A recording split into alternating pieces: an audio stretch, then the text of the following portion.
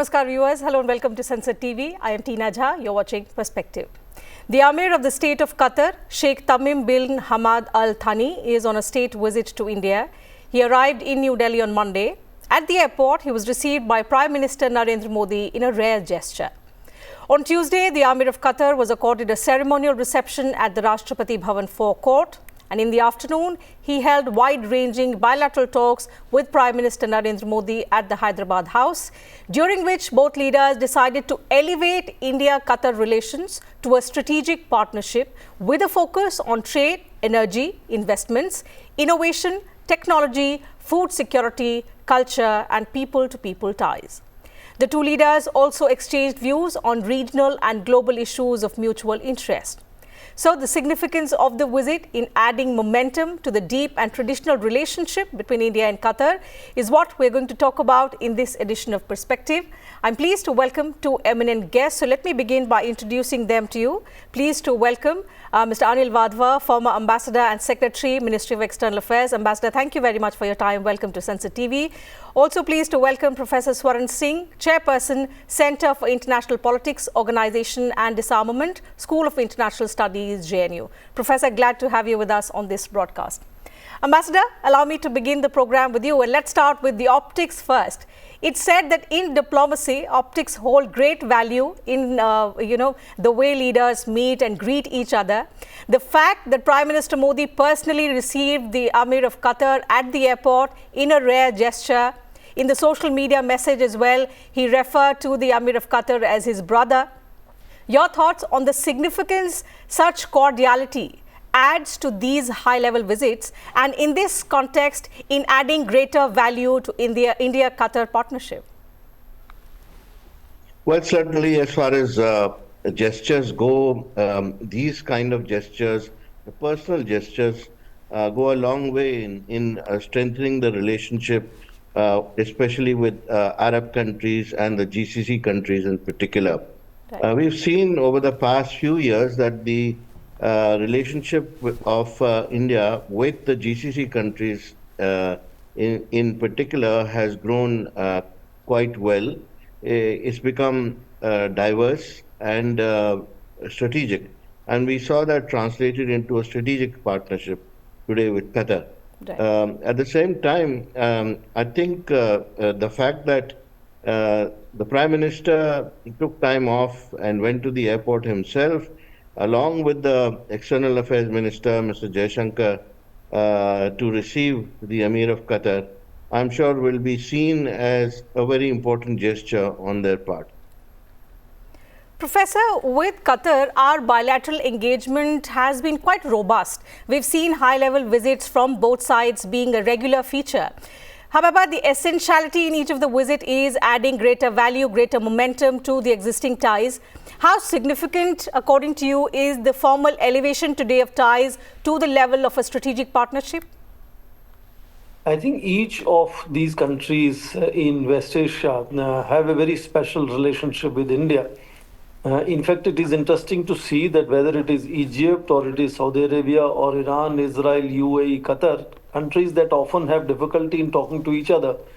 Incidentally, India is a good partner with all of them, and that brings Qatar as one special partnership here. If you remember, India's foreign policy has given great privilege to connecting with the overseas Indians or people of Indian origin, and Qatar presents a very unique case of 25% of population there being that of Indian origin. In that sense, about 7 to 8 lakh people live there, and that makes a very strong bridge between India and Qatar.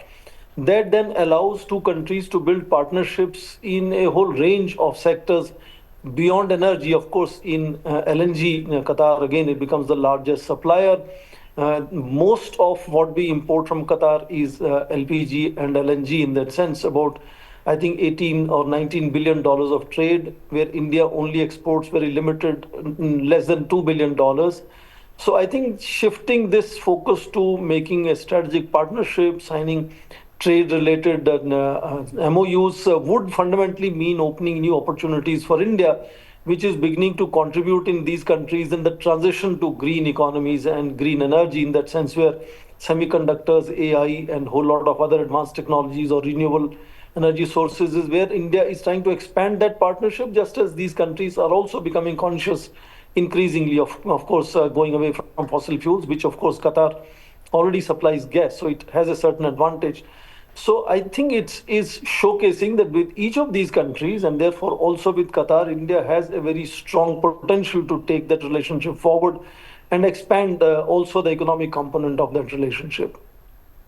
You're right. Ambassador, we'll come to the energy dynamics between both countries in just a little while. But coming to the people-to-people ties first, as Professor rightly said, with Qatar, we have a unique relationship because the people of Indian origin form a significant, 25% of their population, and they contribute significantly to the economy of Qatar as well. Even though we have a historical relationship with the country, how do you see this large population, 7 to 8 lakh Indians, further cementing this relationship? What is their role and how does it make it mutually beneficial? So currently we have 840,000 Indians who live in and work in Qatar. And out of those, there is a large number of them who are also not just blue collar workers, but also a large number of them who are businessmen who invested in the economy in Qatar. There are 15,000 Indian investments in Qatar today, which is a huge number. Even though these are smaller businesses, they're not huge businesses, but they're contributing a lot to the ethos, to the socio-cultural transformation which is happening in Qatar as it becomes a modern, dynamic economy. And these 840,000 Indians today have linkages in various sectors. As Qatar develops further, it will certainly look to India for the new age economy, as we discussed earlier, because today, for example, our Minister for Commerce and Industry, Piyush Goyal, while addressing the Business Forum, said that the future of the two countries lies not just in oil and gas and the traditional areas that we've been trading and investing in, but in new areas like AI, like quantum technologies and startups and technological innovation. And that's why we have had a stress on strengthening the strategic partnership so that we can diversify this relationship, make use of this diaspora, which is a dynamic diaspora in this part of the world. And I would say that it's not just Qatar, by the way, there are most other countries in GCC also have a very dynamic Indian diaspora, which is driving these relationships quite vigorously and which the local economies rely upon a lot to move forward. So it's a big link, and I think India will be is very well placed to exploit the potential of the diaspora there. Okay. Professor, so when we say we are looking at expanding our bilateral cooperation beyond the traditional domains in which we have partnered all across, which are the areas in which we see potential and which remains to be tapped?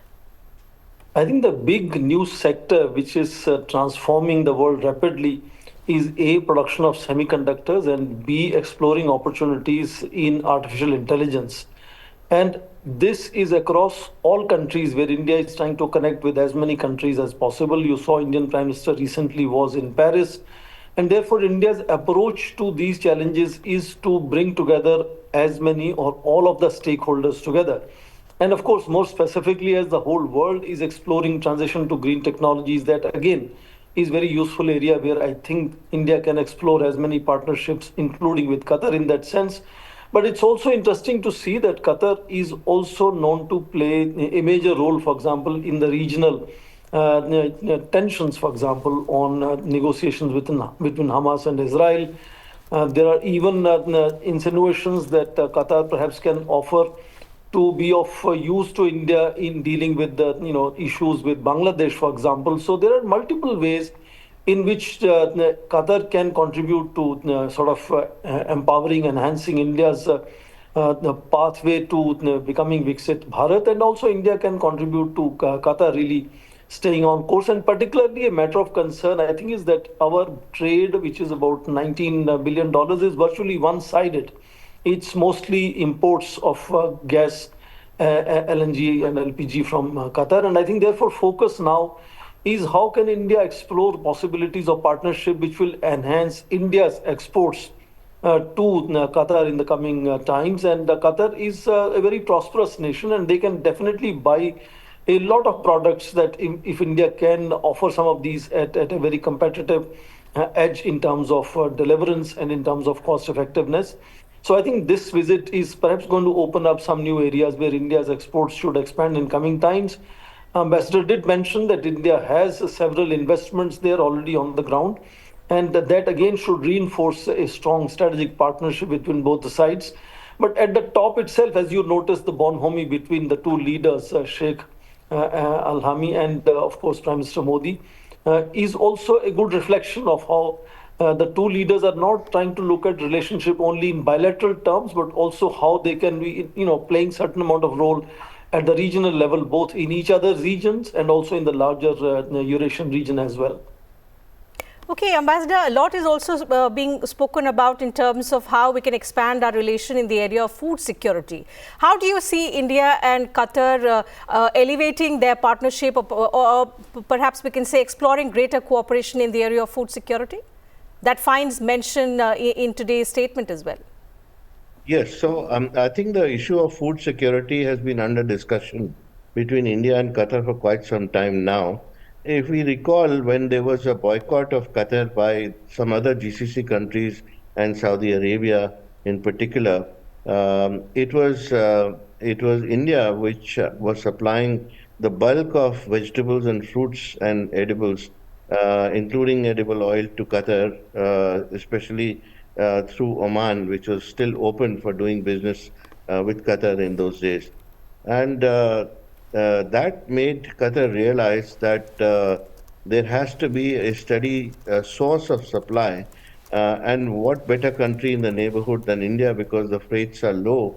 And at the same time, you get quality products from a country like India. So the idea at that time, which was mooted, was an investment in a sort of cooperative in India, which would contribute to a steady source of supply for Qatar, especially for food grains, and also a governmental agreement for supply of edibles like oil and sugar, because these are the essential commodities in the time of crises, especially when there is a blockade or there is a trade ban, which countries like Qatar have faced in the past. Qatar is also trying to expand its hydroponic system and is relying a lot on technologists from India who are working in this within the country, just like the UAE has done. But it's not a part of I2U2, so we don't have bilateral projects of the nature which can be started going forward. Now, Qatar is, of course, has an importance which attaches to making sure that it can fall back on this kind of a supply chain. And going forward, we found a mention, for example, today on agriculture in particular, from both sides as a result of the talks, which is one outcome. And Qatar investing in the agriculture sector in India, therefore, is a very important possibility, which is not only going to be in production, but also in supply chains and in food preservation. So this is an important sector which has emerged in the talks today. Right. Another important sector, Professor, that has found mention in this statement and something that we are working on closely with Qatar is the area of technology and innovation. In an age where artificial intelligence has become a buzzword, it's transforming critical sectors like education, healthcare, agriculture, and so on. The Prime Minister announced at the AI Action Summit that was held in Paris last week that India is developing AI technologies which will be beneficial for all, including those in the global south. How can Qatar help India in extending these benefits of technology to those in the global south? India has clearly presented itself as a voice of global south at almost various and several forums, including when Prime Minister spoke at global AI partnership summit meeting. He again said that we have to evolve our applications keeping in mind that they should be accessible and useful to largest number of nations of global south as well. And when we held our global partnership summit on AI last year in December, the aims and objectives were clearly laid out by Prime Minister himself in his speech, saying that India should work by taking all the stakeholders along and avoid any competitive kind of situation where competition is pushing us to work in various fields related to AI. And the unique advantage of India, of course, is that India has showcased to the world repeatedly being able to produce advanced technologies at extremely low prices and then also implement them at a very large scale, like our CoWIN or UPI apps, etc., etc. So India has its own attraction in emerging as a partner, and since India doesn't want to be in the big league competing with the sort of United States or China, but wants to take along maximum number of nations and ensure that AI research is done keeping in mind the ethics, accountability, democracy, and so on. That is where countries like Qatar become very attractive kind of partners in working together, both in evolving and implementing new applications of artificial intelligence in all fields, including education, agriculture, and whatever field you can think of. So that is catapulting the capability to produce good services and goods at a cost effective price and more reliable supply chains and production chains, etc., is where AI is going to be kind of pervasive in all various sections.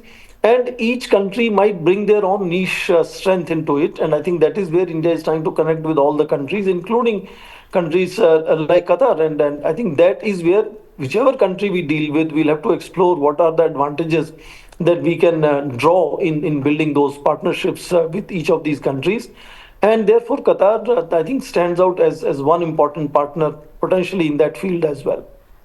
You're right. Ambassador, as we see the relations between India and Qatar expand and evolve in certain sectors, the reality is both sides do understand the shifting geopolitical dynamics as well, and particularly in the region. The regional dynamics, the instability, how vulnerable the Indian expatriates are to that kind of situation, and also how concerned is India about their welfare? Does it also pose a challenge or impact our relationship? There's a huge amount of Indian diaspora in GCC and West Asia, as you know, and most of them are blue-collar workers. They're earning their livelihood away from home.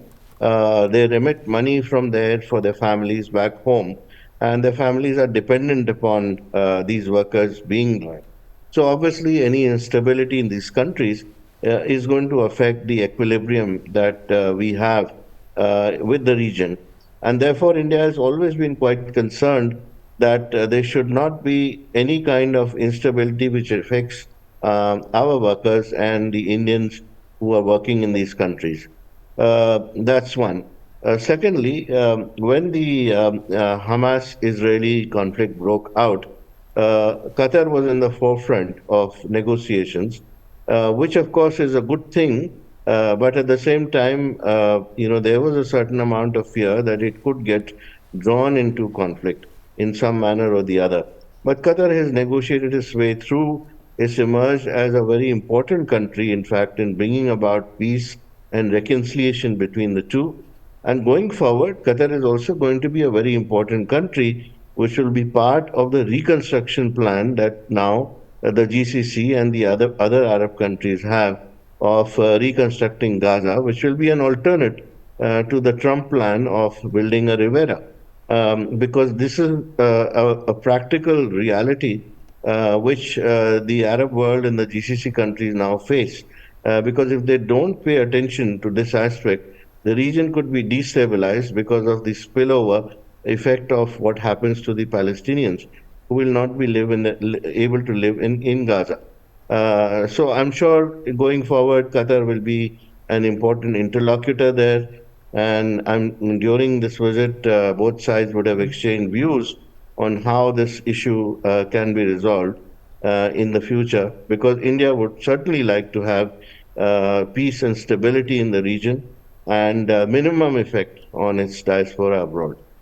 Absolutely. Ambassador, a related question on the challenges that persist with regard to the issues related to labor rights, the fact that a lot of Indians are there working in sectors where they could be exploited as well. Do these figure in such high-level talks? This is a question for me? Yes, Ambassador. Yes, okay. Yes, certainly it does. And I think India has been taking up the issue of the working conditions for our diaspora abroad on a regular basis. In fact, it pays a lot of attention to this aspect. With Qatar, we have a migration mobility agreement, and we have an agreement to regulate the flow of our labor. In fact, recently there's been a steady improvement in the situation. A lot of workers from India were, for example, working to build stadia in Qatar, and a number of companies from India, like Larsen and Toubro, for instance, have built fantastic stadiums for the Football World Cup in Qatar. And obviously that required a lot of regulation, a lot of attention to detail as far as the welfare of the workers was concerned, in the light of allegations which Qatar faced about mistreatment of workers. One related issue, which we all know about, which has emerged recently, is about the incarceration of 8 naval personnel. Right. Now, of these, before the Prime Minister Modi's visit to Qatar, 7 of them were, of course, released. One of them still remains in jail. The charges have not been made public. But I'm certain that both sides are continuing to discuss this issue as well, because that happens to be a remaining pinprick in the relationship.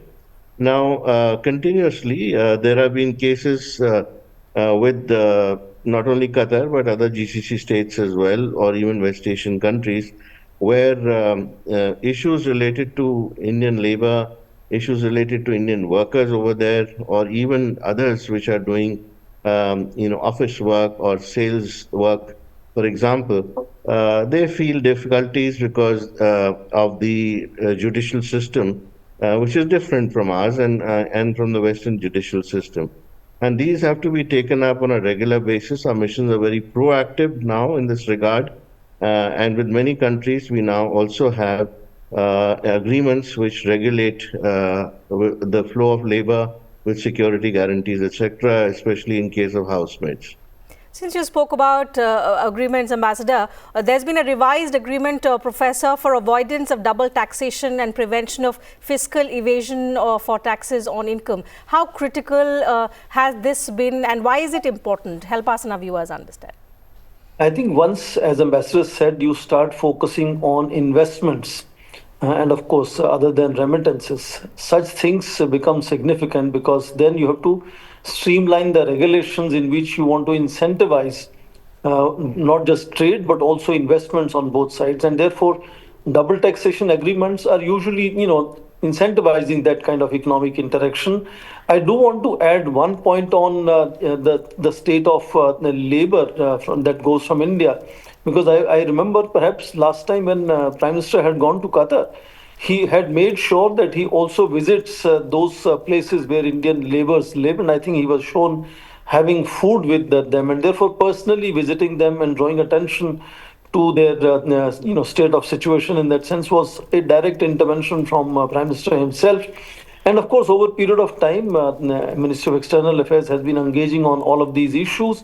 And another thing which is always very interesting and important to underline is that these are people who are sending remittances to very large number of small amounts to small families. It's not like big chunk of money going to one business house. And I think that part of remittances is again something that needs to be streamlined. And India has been offering online platforms like UPIs of India to be extended to some of these countries where transaction transfer of those remittances could become much easier, and for families in India could use that much easily. So the focus on ensuring welfare, safety of Indians in the Gulf region, which are now in a large number. I think 9 million people put together in the entire region, and of course, nearly 7 or 8 lakh people in Qatar itself, is something that has drawn attention increasingly. And I think increasingly we are also celebrating the fact that all of them have been contributing to the transformation of these countries into, modern megapolis and all kinds of other big structures that come upon there are, contributions of Indian who are no longer limited, as Ambassador was saying, to just blue collar work. There are several of them are now in top and white collar jobs also. Right. Though the large number is still the blue collar workers. Right, and that's why they refer to sometimes as the living bridge between India and Qatar. So as the ambassador rightly said, despite strains following the incarceration of 8 Navy veterans, but we saw how it was a huge diplomatic win. 7 of those veterans came back, 1 still remains in jail. Diplomatic talks are still underway to bring him back as well. There are challenges that persist relating to labor welfare, as a number of persons of Indian origin are employed in blue-collar jobs in Qatar. But there has been constant engagement from both sides to find solutions to some of these challenges that persist. At the same time, we've seen how both sides have been engaging at the highest level. These visits, official visits to and from both countries signify the importance that both sides attach to each other's friendship. And as a result, today we've seen the Amir of Qatar, who is in India, how both leaders have elevated their ties to the level of strategic partnership, which is going to cement the long-standing and mutually beneficial ties that India and Qatar have enjoyed over decades. So with that, we'll have to call it a wrap on this edition of Perspective. Thank you, Ambassador and Professor, for joining us on this program, sharing your thoughts, insights with us and our viewers. Absolute pleasure to have you on Sansad TV. And to you viewers, thank you very much for your time as well.